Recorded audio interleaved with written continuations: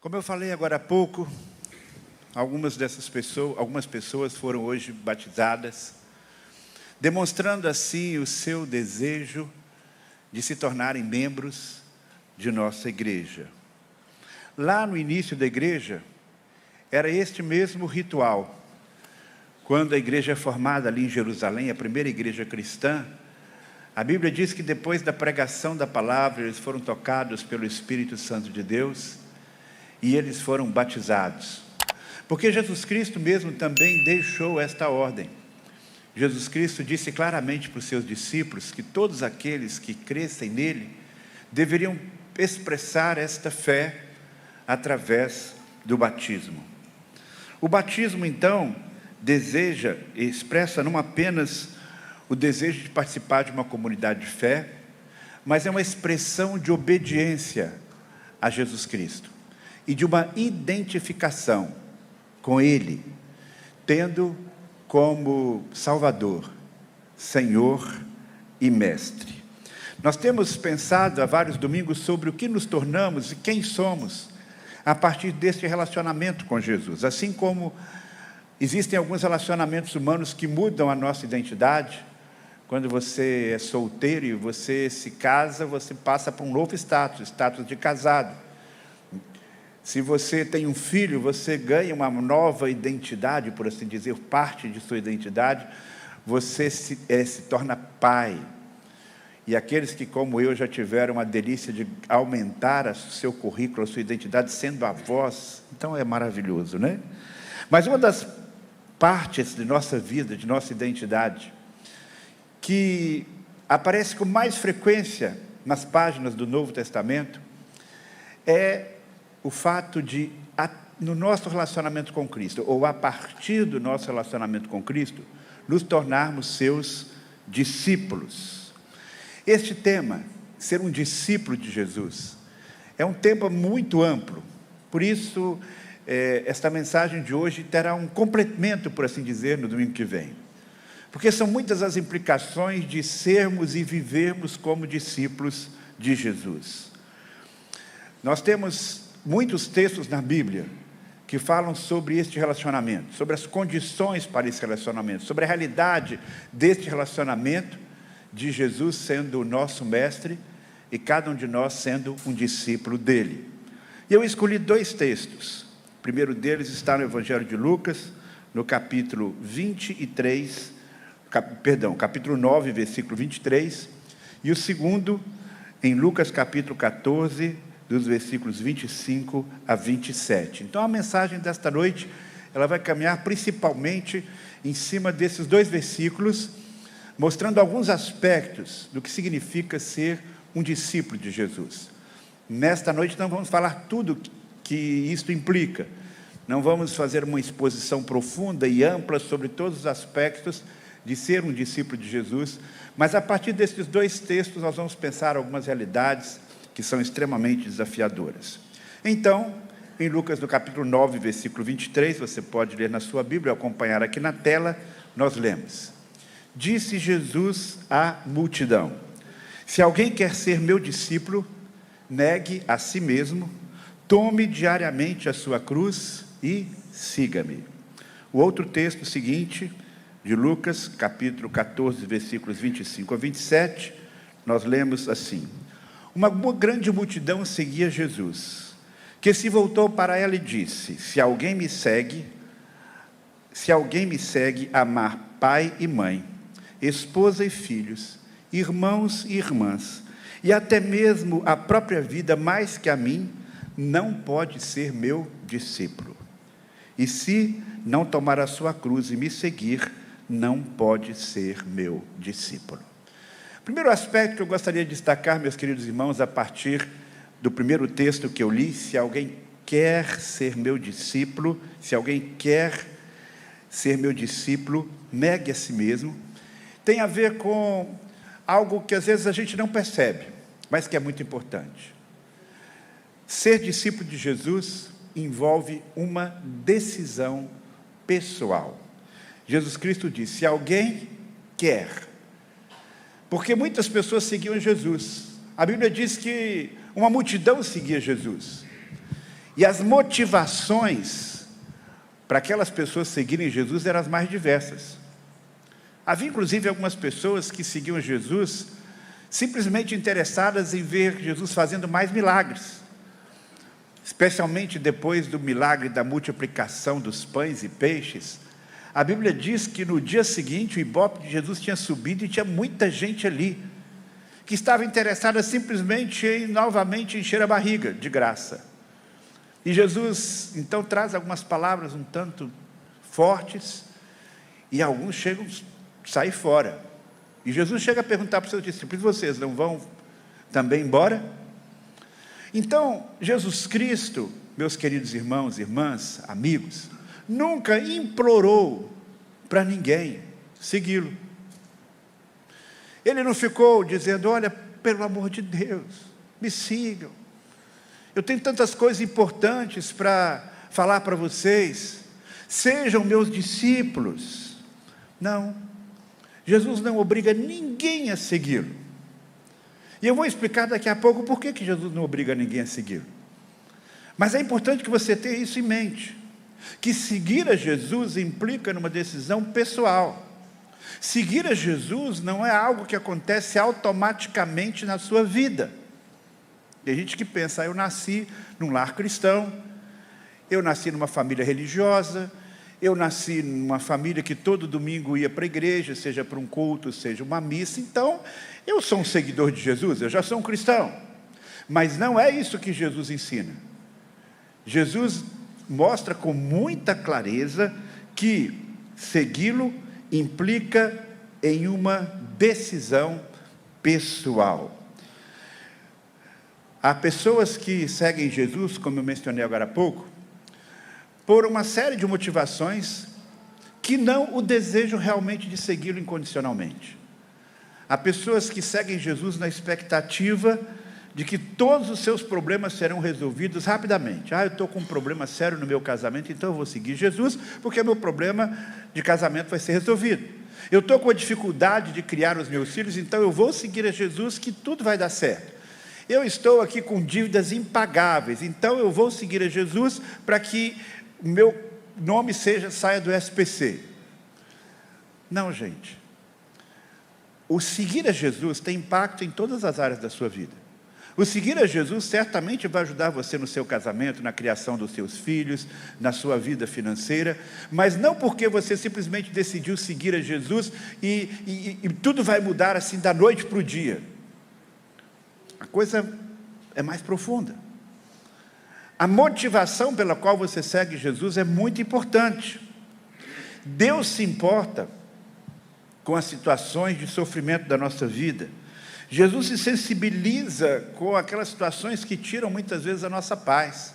Mas o que Ele deseja para nós, através do seu Filho, é algo muito maior. Você quer Jesus como seu mestre? Mesmo que nem tudo mude na sua vida rapidamente, mesmo que nem todos os sonhos, os desejos que você tem se realizem num curto espaço de tempo, veja só, Jesus deixa isso muito claro: se alguém quer, é preciso querer de verdade. É preciso você compreender que não existe projeto de vida melhor, projeto de vida mais desafiador do que seguir a Jesus, ser um discípulo de Jesus. E esse discípulo que Jesus deseja que você seja, não é um discípulo ou não é um seguidor como acontece hoje nas redes sociais. Você escolhe uma pessoa e diz: eu vou seguir essa pessoa porque eu acho essa pessoa interessante, eu acho legal a rotina dessa pessoa, quem sabe um dia eu quero ter a vida como essa pessoa tem. Então você começa a seguir aquela pessoa na internet. Lembre-se, uma coisa óbvia, que nos tempos de Jesus não havia internet. Então seguir a Jesus não é simplesmente seguir alguém como você segue uma pessoa que é um influenciador nas redes sociais. Não. É importante que você perceba que seguir a Jesus tem uma implicação muito mais profunda, sobre a qual nós vamos falar nesta noite. Jesus não obriga você a segui-lo, Jesus não obriga você a tomar uma decisão por Ele. Jesus não fica suplicando, por favor, abre um espaço na sua vida. O que Jesus diz é, eu sou o seu mestre, eu quero ser o seu mestre. Eu já fiz coisas por você que você nem imagina, e que eu convido você a descobrir o que eu fiz por você, o que eu posso fazer por você. Eu quero que você acredite que meus ensinamentos, que meus mandamentos, que as minhas ordens, ainda que possam parecer difíceis, são as melhores que você pode receber, e que você se disponha a seguir todas as minhas orientações. E aí então existem algumas exigências para que você de fato possa seguir a Jesus. Essas exigências, elas não são um pré-requisito para você começar a seguir a Jesus. Você não tem que primeiro fazer tudo isso, mas você tem que tomar a decisão de seguir a Jesus sabendo que Ele vai requerer isso de você. Você deve tomar essa decisão de seguir a Jesus tendo esta consciência. E vocês que foram batizados nesta noite, devem ter isso de forma muito clara na sua mente, no seu coração. O que Jesus espera de vocês como discípulos dele? Vocês disseram nessa noite, nós cremos no Senhor Jesus como nosso Salvador e Senhor, e eu perguntei para vocês aqui, na profissão de fé, um encontro que nós tivemos anteriormente, você quer seguir a Jesus até o fim da sua vida? E todos vocês disseram sim. Então eu vou relembrar aqui o que isso de fato significa. O que Jesus espera de você como discípulo dele. Porque para ser um discípulo de Jesus verdadeiramente, é preciso aceitar as condições dele. E eu quero falar aqui sobre 3 condições que são fundamentais, que estão aqui nesse texto. A primeira delas é priorizar Jesus. Priorizar Jesus. Ele disse, se alguém me segue, amar pai, mãe, esposa e filhos, irmãos e irmãs, até mesmo a própria vida, mais que a mim, não pode ser meu discípulo. O que Jesus está requerendo aqui é o seguinte, eu quero ser o primeiro no seu coração. Eu quero ser o primeiro no seu afeto. Ao longo da nossa vida, Deus nos concede muitas bênçãos. Uma das maiores bênçãos que a gente pode ter é uma família. Uma família bem estruturada, uma família funcional. E Jesus Cristo valoriza a família. E Deus valoriza a família, afinal de contas, Ele criou a família. E se você tem o privilégio de nascer numa família, teve o privilégio de nascer numa família bem estruturada, agradeça a Deus e valorize isso, cultive isso. E se você não teve esta bênção, trabalhe para que a sua família possa lhe dar um suporte emocional, ou a família que você está formando, ou vier a formar, seja uma família funcional e bem estruturada. Mas mesmo tendo esta bênção, ou buscando esta bênção na sua vida, existe um amor e existe um relacionamento que precisa estar além da sua família. É exatamente o amor e o relacionamento com Jesus. É incrível que não temos notícia de nenhum outro líder de qualquer religião que requeira isso dos seus seguidores. Eles até dizem, sigam os meus ensinamentos, sigam aquilo que eu estou orientando, e você vai ser feliz, e você vai ser realizado, e você vai se libertar das mazelas da vida.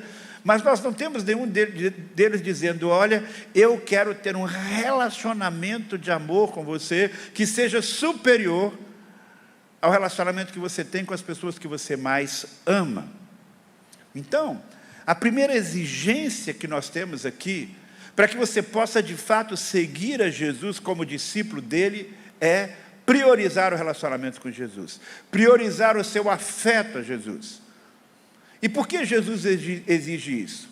Ele está simplesmente pedindo o mesmo que a lei lá no Antigo Testamento pedia.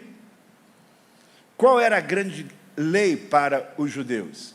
Qual era a lei áurea? O resumo de toda a lei? Essa foi a pergunta que eles fizeram para Jesus. Jesus, existem tantas leis. Eles computavam lá mais de 600 leis, 600 mandamentos no Antigo Testamento. Mandamentos positivos e negativos. E aí perguntaram para Jesus, qual é o principal mandamento? O que Jesus falou? Amar a sobre todas as coisas e o próximo como a si mesmo. Mas eu quero focar nesse primeiro, amar a Deus sobre todas as coisas. Veja só, o que Jesus está requerendo aqui é o mesmo amor que é dedicado a Deus. E por que Ele requer esse amor que deveria ser dirigido só a Deus? Porque Jesus é Deus. Então, o fato de Jesus ser Deus dá a Ele o direito de requerer que a prioridade da sua vida, que a prioridade do seu amor seja o amor a Ele. Então tenha isso em mente. O Deus que dá todas as coisas para cada um de nós. Porque qual bênção existe na sua vida? Qual conquista existe na sua vida? Seja material, emocional, espiritual, que não venha em última instância de Deus. Então aquele que lhe dá todas as coisas e quer lhe dar muito mais bênçãos espirituais através do seu Filho, ele também requer algo muito especial. Ele requer a prioridade afetiva, prioridade no amor em sua vida. Por isso ele diz, se alguém que me segue, amar pai, mãe, esposa e filhas, e até a própria vida, mais do que a mim, não pode ser meu discípulo. Então, se você quer ser discípulo de Jesus, você precisa tomar essa decisão. Eu vou fazer de Jesus a minha prioridade. E se você já é discípulo de Jesus, você precisa relembrar disso, porque é uma coisa que a gente muitas vezes não se recorda. A segunda condição que Jesus coloca também está muito clara no texto: negar a si mesmo. Jesus Cristo disse, se alguém quiser seguir a mim, negue-se a si mesmo, tome diariamente a sua cruz e siga-me. É interessante que nós muitas vezes não nos lembramos de quão grande e maravilhoso Deus é, e de quantas coisas nós podemos fazer que são boas com o aval de Deus. Lá no Jardim do Éden, quantas árvores havia que Deus disse, não toque, não coma desse fruto. Na verdade, Ele nem falou não toque, não coma desse fruto. Era metade daquele pomar? Não. Não era metade daquele pomar. Não era, olha, tem aqui todas essas árvores, essas plantas maravilhosas, frutos maravilhosos, mas você só pode usar 10%. Foi isso? Não foi. Jesus Cristo, Deus falou para o primeiro casal, tem aqui uma árvore, dentre as dezenas, talvez centenas, que existem aqui, que você pode desfrutar, mas uma não. E foi exatamente esta uma que o primeiro casal ficou cobiçando, que o primeiro casal foi tentado. Por quê? Parece que aquilo que é proibido nos atrai. Foi assim lá no Éden, continua sendo assim hoje. Tem tanta coisa boa que a Bíblia diz que a gente pode e deve fazer, e existem algumas coisas que Deus diz, não, isso não é bom para você, isso não corresponde à minha vontade para a sua vida. E aí é que entra então esse aspecto de negar a si mesmo, porque se a Bíblia fosse um livro simplesmente cheio de proibições, e com poucas coisas que a gente pudesse fazer, eu até diria, puxa vida, que como é difícil seguir o que a palavra de Deus está dizendo. Mas existem muitas coisas maravilhosas e boas que Deus nos chama a fazer e nos permite fazer. Mas existe sim algumas coisas que Deus diz não. Por quê? Porque nós temos na nossa vida aquilo que a Bíblia chama de um desejo carnal. Um desejo que nem sempre coincide com as coisas boas que Deus quer que façamos e vivamos. Negar a si mesmo é fazer o que você não quer fazer. Negar a si mesmo é deixar de fazer o que você quer fazer. Quando você está magoado, quando você está frustrado, quando você está decepcionado, quando você está ferido, quando você se sente desanimado, quando você se sente derrotado. Quando nós estamos vivendo essas situações, é muito comum nós querermos fazer aquilo que não será bom para nós, mas que está ali no nosso coração. Revidar, ficar se lamuriando, ficar lambendo as próprias feridas, não conseguir perdoar o próximo. Negar a si mesmo é desistir de sonhos que você de repente descobre que não tem um aval de Deus. É algo que você queria, mas você não perguntou para Deus se isso coincidia ou coincide com a vontade dele para a sua vida. Aí aquele rapaz diz: mas pastor, eu estou apaixonado por essa mulher, por essa jovem, ela é linda, ela é maravilhosa. Mas ele não está percebendo que ela é uma Dalila na vida dele. Que é por trás de toda aquela beleza, de todo aquele encanto, existe uma mulher que não teme ao Senhor. Pastor, esse negócio aqui é um negócio de ouro, vou ganhar muito dinheiro em pouco tempo. É a cobiça no coração, sem perceber que aquilo é uma armadilha, que vai levá-lo a uma derrocada financeira. Negar a si mesmo é resistir às tentações na área sexual, é desligar aquele filme na hora que ele está começando a ficar apimentado. Quando existe no seu coração um desejo de continuar vendo o filme, é aquela jovem que está apaixonada por um rapaz que lá no fundo ela sabe que só tem uma chance desse casamento dar certo se ele se converter, mas ele não se converteu, ou ele não está demonstrando nenhum sinal de que vai se converter.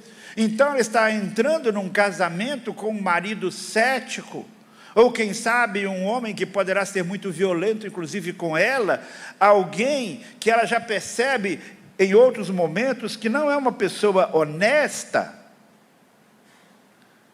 Negar a si mesmo, renunciar, é abrir mão de um desejo do coração que não está em sintonia com a vontade de Deus.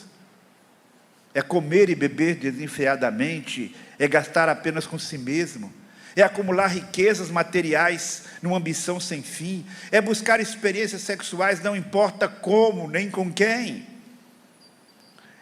é procurar a fama a qualquer custo, é o desejo de vingar-se, de fazer justiça com as próprias mãos. Renunciar a tudo isso significa negar a si mesmo, negar a esses instintos carnais. É não se deixar dominar por desejos que nos colocam, então, numa espécie de rota de colisão com a vontade de Deus. Quando Jesus estava lá no Getsêmani, ele não estava tomado por esses sentimentos, por esses pecados que comumente nos rodeiam, mas ele tinha ali uma decisão importantíssima para fazer. Ou chutar o balde, desistir de tudo, ou fazer a vontade do Pai. E ele então diz: Pai, eu estou aqui sofrendo, está sendo muito difícil, mas eu quero fazer a tua vontade. E esta percepção é muito importante na nossa vida cristã.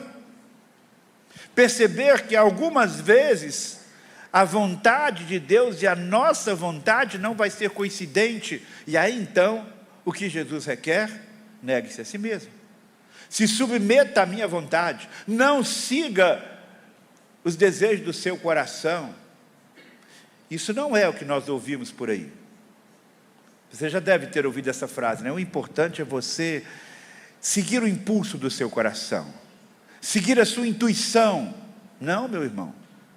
A Bíblia diz que o nosso coração muitas vezes é enganoso, que não basta seguir a intuição, é preciso buscar a orientação e direção de Deus. E esta condição está intimamente relacionada a uma terceira condição: tomar a cruz. Nos dois textos que nós lemos, nós temos esse desafio. Se alguém quiser ser meu discípulo, negue-se a si mesmo, tome diariamente a sua cruz e siga-me. Tomar a cruz talvez seja uma das ordens menos compreendidas adequadamente. Tem pessoa que pensa que tomar a cruz é viver com a sogra dentro de casa.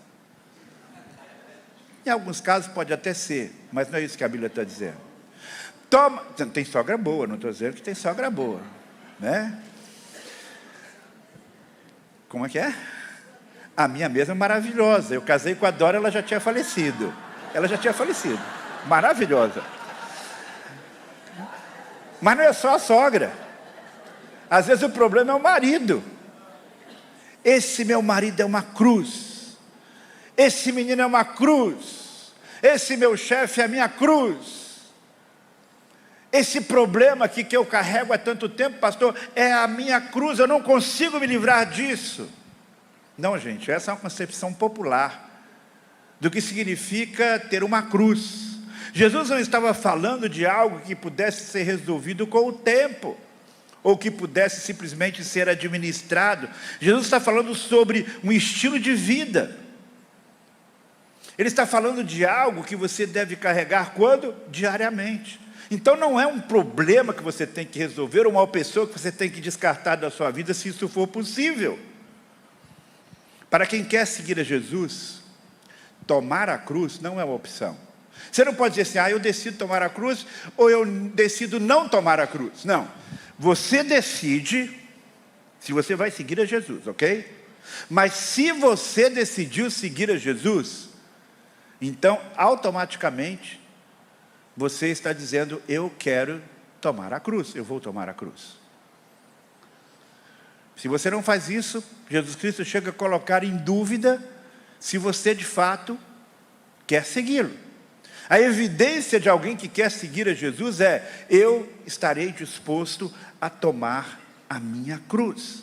Então esta opção, eu quero ser discípulo de Jesus, mas eu não quero tomar a cruz, esta opção de fato não é válida. Se você não estiver disposto a tomar a cruz, pode ser até que você seja batizado, pode ser até que você venha à igreja todo domingo, pode ser até que você se envolva nas atividades da igreja, mas você de fato não está vivendo como um discípulo de Jesus. Afinal de contas, o que é tomar a cruz? Lembremos do contexto em que Jesus falou essas palavras. Isso pode parecer algo um pouco difícil da gente entender hoje, porque nós não temos ninguém carregando cruzes por aí, a não ser alguém que é meio desequilibrado e sai com a cruz nas costas. No contexto de Jesus, a crucificação era algo relativamente comum, embora muito cruel. A crucificação foi um dos sistemas de punição mais cruéis que o homem já inventou. E os romanos gostavam desse tipo de punição para os criminosos. Os piores malfeitosos eram condenados à morte de cruz. Observe então que há um vínculo entre cruz e morte. E quando nós pensamos em alguém que está tomando a cruz, o que vem à nossa mente? Um dos aspectos cruéis da crucificação não era só o momento da crucificação, não era só o momento em que os soldados pegavam aqueles enormes pregos e colocavam nas mãos dos criminosos e prendiam o corpo daquele condenado na cruz. Havia um processo extremamente humilhante antes que a pessoa chegasse no lugar da execução. Havia uma espécie de desfile tétrico, em que o condenado saía carregando a sua própria cruz até o lugar da crucificação. Então, tomar a cruz significa colocar uma cruz nas costas e estar dizendo para todo mundo, eu fui condenado, eu sou um criminoso, eu estou caminhando para a morte. Era algo extremamente doloroso e humilhante. Além de ser condenado, a pessoa ainda tinha que fazer esse desfile terrível. Lembra de Jesus?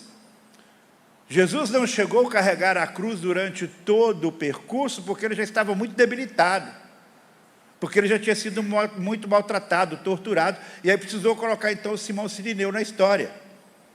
Mas a maioria dos criminosos carregava a sua própria cruz, como que dizendo, eu sou sentenciado à morte, eu estou condenado à morte, eu estou indo morrer caminhando na direção da cruz. Então, quando Jesus Cristo fala sobre tomar a própria cruz, implica em um estilo de vida, em que nós estamos admitindo os nossos pecados, admitindo que somos pecadores, e que nós não temos que manter isso em segredo.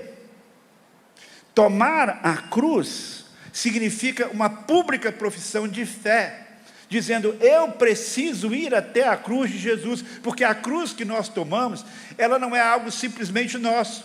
A nossa cruz, ela está ligada à cruz de Jesus. E assim como foi humilhante para Jesus caminhar até a cruz e assumir ali a nossa condenação, também é humilhante para uma pessoa dizer: eu sou um pecador.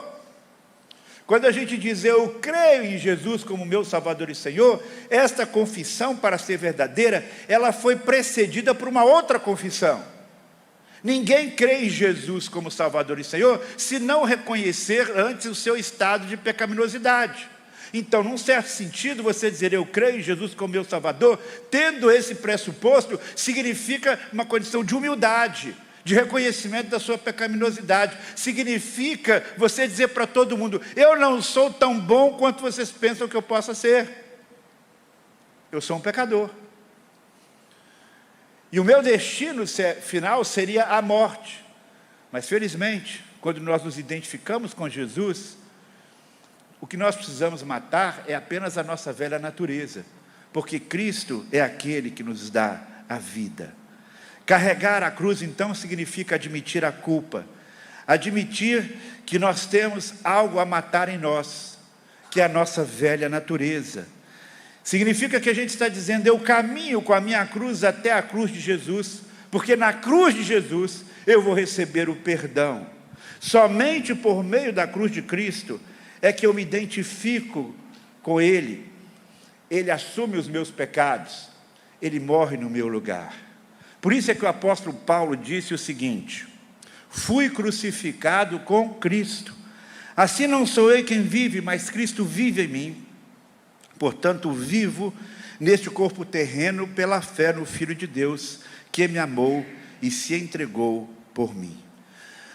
Carregar a cruz significa morrer para tudo que não faz parte do projeto de Deus para a nossa vida.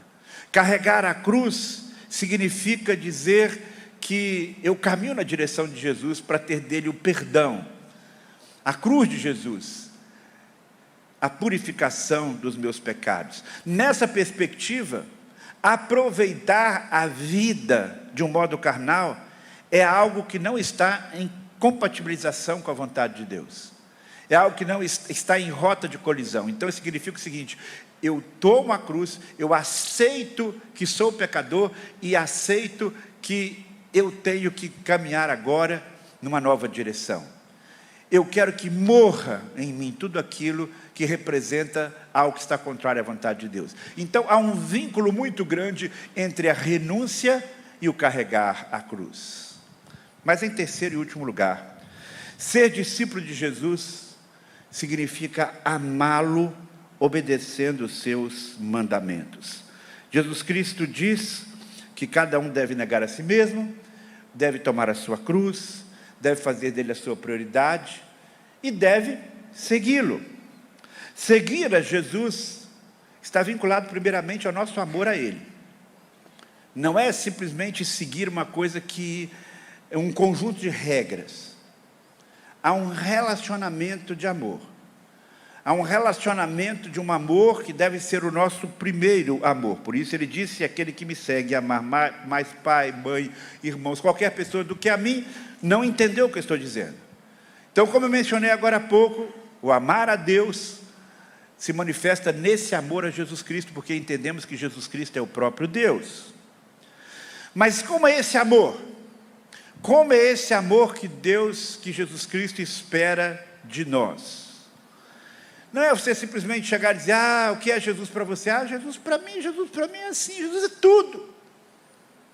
Tudo é muito amplo. Tudo pode ser um monte de coisa boa e coisa ruim, né? Quando você fala quem é Jesus, você precisa parar para pensar em quem é Ele, na identidade dele, para que não seja aquele amor platônico, aquele amor assim meio ingênuo, né? A pessoa só falta dizer assim: Jesus é tão fofinho. Não é assim não. Existem tipos diferentes de amor que nós vivenciamos nas relações humanas. Existe aquele amor maternal, existe aquele amor entre um homem e uma mulher, existe o amor do filho para com o pai, e existe este amor do discípulo para com seu mestre. Só que o que Jesus está querendo não é simplesmente um amor que implique admiração. Quando um aluno está seguindo um professor, significa que ele o admira. que ele o tem como referencial de vida. Isso se aplica à nossa vida com Jesus. Mas existe uma coisa a mais. Existe algo mais. Como mencionei agora há pouco. Jesus é um mestre, nós somos discípulos dele, e ele é um mestre que deseja ser amado. E que esse amor seja a prioridade de nossa vida. Mas pastor, se você está dizendo que esse amor não é simplesmente este sentimento de um amor platônico, que me deixa caminhando nas nuvens, na prática, sim, no dia a dia mesmo, de verdade, como é que eu expresso esse amor a Jesus? Não é um amor erótico, não é como um amor entre um homem e uma mulher.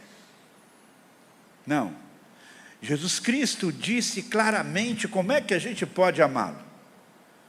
Ele diz o seguinte: se vocês me amam, obedeçam a meus mandamentos. Vou repetir: se vocês me amam, obedeçam a meus mandamentos. João 14:15. Nesse mesmo capítulo, no versículo 21, Jesus diz o seguinte: aqueles que aceitam os meus mandamentos e lhes obedecem, são os que me amam. E porque me amam, serão amados por meu Pai, e eu também os amarei e me revelarei a cada um deles. Então, Jesus Cristo está falando aqui sobre duas coisas importantes: aceitar os mandamentos dele como verdadeiros e ter uma disponibilidade de obedecê-los. Observe só, meu querido irmão, minha querida irmã, simplesmente obedecer uma lista de coisas não é tudo que o cristianismo requer. Deus quer ter um relacionamento pessoal. Cristo quer ter um relacionamento pessoal conosco, um relacionamento de amor. Mas por outro lado, o relacionamento de amor não elimina a obediência. Nesse sentido, o relacionamento que temos de Jesus enquanto nosso mestre se assemelha ao relacionamento que nós devemos ter com os nossos filhos. O amor de um pai por um filho não vai exigir que o pai obedeça o filho, certo? Mas o amor do filho pelo pai vai requerer que o filho obedeça o seu pai. Não existe, de fato, amor de um filho para com o pai se esse filho se recusa a obedecer os seus pais. Esse mesmo princípio se aplica no relacionamento que a gente tem com Jesus. Você quer ter Jesus como seu mestre? Qual é a lição número 1 de Jesus? Me amar. E amando, você vai demonstrar esse amor através da obediência. Então, essa é a equação.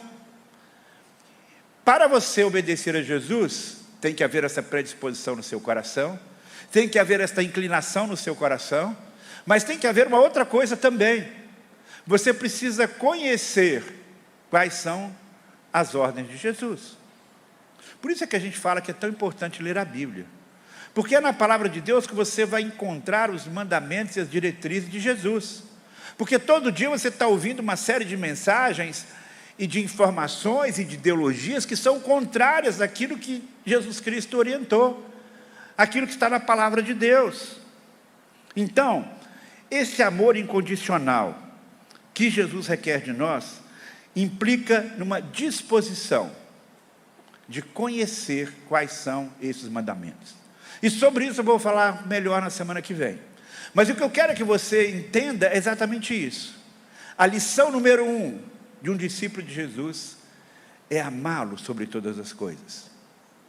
E você demonstra esse amor quando você o obedece. Você quer mesmo seguir a Jesus? Quando Jesus Cristo começou a ensinar, a primeira lição número 1 dele foi: arrependam-se e creiam no Evangelho. Arrependam-se e creiam no amor que eu vim trazer para você do Pai Celestial. Reconheçam que vocês são pecadores. Me coloquem em primeiro lugar na sua vida. Busquem o reino em primeiro lugar. Me priorizem. Neguem os seus desejos que estejam incompatíveis, que estejam indo de encontro àquilo que o meu Pai deseja para vocês.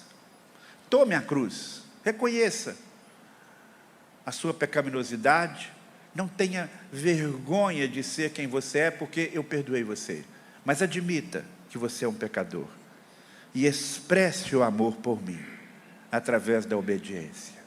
Você deseja seguir a Jesus? Talvez eu esteja falando aqui para alguém que nunca tinha ouvido sobre isso claramente, mas que ouvindo esta mensagem hoje, diz: eu quero seguir a Jesus. E vale a pena seguir a Jesus porque você não está seguindo simplesmente um filósofo ou um homem qualquer. Você está seguindo a pessoa que mais ama você e que entregou a própria vida por você. E o mínimo que você pode fazer é dizer: esse que fez tanto por mim, fez tudo por mim, eu quero segui-lo como o meu mestre. Ainda que seja algumas vezes difícil, ainda que eu tenha que renunciar a alguns desejos, ainda que eu tenha que mudar o meu estilo de vida em algumas áreas, mas eu creio que vale a pena. E por isso eu quero segui-lo de todo o meu coração. Se esse é o desejo do seu coração, convido você agora a fechar os seus olhos e a expressar esse desejo diante do Senhor. Se você nunca fez isso, mas sente que Deus está chamando você para fazer isso agora, quero convidar você a fazer comigo uma oração. Ou pode ser que em algum momento da sua vida você tomou esta decisão de seguir a Jesus, mas parou pelo meio do caminho, não perseverou nesta decisão. Jesus Cristo não obriga ninguém a segui-lo, lembra? Se alguém quer ser meu discípulo, você quer ser discípulo de Jesus? Eu posso simplesmente dizer que vale a pena tomar essa decisão, que é uma decisão da qual a gente não se arrepende, quando tomada com sinceridade de coração. E nesta noite, Deus está dando a você essa chance, de você seguir o seu Filho de todo o seu coração. Se você deseja então se tornar um seguidor de Jesus, um discípulo de Jesus, a partir de hoje e até o fim da sua vida, diga isso para Deus agora. Diga para o nosso Pai Celestial: Pai do céu, eu reconheço que o melhor caminho que eu posso seguir na minha vida é seguir a Jesus. Eu quero fazer dele o meu mestre. Eu quero negar a mim mesmo. Eu quero tomar a minha cruz. E eu quero seguir com Jesus. Eu ainda não sei tudo o que devo fazer, mas eu confio que o Senhor vai me orientar. E eu tenho essa predisposição no meu coração. Eu não tenho forças para seguir ao Senhor sozinho, mas eu creio que o Senhor vai me ajudar. Eu creio que o Senhor quer me ajudar. E eu aceito a tua ajuda. E eu peço isso no nome de Jesus. Amém.